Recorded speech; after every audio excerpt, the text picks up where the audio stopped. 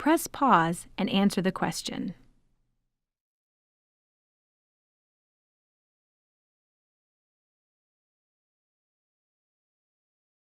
In this question, you're given the circle, right? So you're given this circle and you're given this angle, DOF. And we know it's in the b pi radians. So the question is, what's b?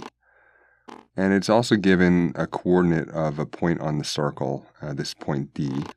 And it's at -1, so our x value is -1. And our y value is the square root of 3. Our y value is the square root of 3. All right, this is another of our most difficult questions. Now, why do I give you such difficult questions?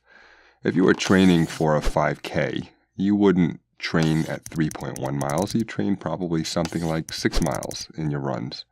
And so in the same way, I don't believe that confidence in a test like this comes from doing a whole bunch of practice tests that are exactly like the real practice tests. We're going to get to those. You can take some real practice tests in part of this program, but I think it's much better to kind of go to the bleeding edge of the more difficult problems that you're likely to see, maybe even a little bit more difficult than the more difficult problems you're likely to see. And I think that's what gives you confidence, is tackling something that you may have difficulty with, maybe not getting it, but watching the videos, seeing what the answers are, and then feeling pretty confident that you can do the next similar problem.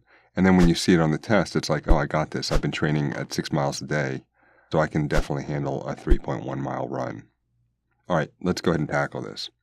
So we're going to go ahead and say this distance here is 1. We're going to make a triangle out of it because, I like Pythagorean theorem. And this distance here is the square root of 3. So what we really want to do is we want to figure out what's this angle right in here. And to figure out that angle right in there, we're going to have to use SOHCAHTOA. So we know that, let's go ahead and make a triangle out of it. We'll make a triangle out of it right here. So we know that from the TOA part that the tangent equals the opposite over the adjacent. And we know that this is 1 is the opposite. And the adjacent is the square root of 3 because we've been given the xy coordinates of -1 and a y of square root of 3. And so if in our calculator, it will tell us that this angle is 30 degrees. So we're going to have to add that to the angle that's 90 degrees that we have over here because we're trying to figure out the full angle. So it's 90 plus 30. 90 plus 30 is 120 degrees. Now, if we want to figure out what that is in radians, because that's what they want us to figure out, we have 120 degrees over 360 degrees.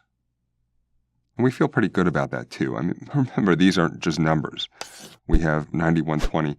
That looks like about 120 degrees. If that's 180 and that's 90, yeah, that's believable as 120 degrees. It passes the smell test. So 120 over 360 degrees is equal to some value in radians, we'll call that x, over the whole way around, which is 2 pi radians. And we can reduce this 120 over 360 to 1/3. So 1/3 equals x over 2 pi. And we cross multiply and we say that 2 pi equals 3x. And we can divide both sides by 3 and we get 2/3 pi equals x. And so that's our answer. 2/3 pi radians is our angle. And of course, they're saying that the measure of the angle is b pi radians. So they've already kind of taken care of the pi. So the question is, what's the value of b? And the value of b is right here. It's 2/3.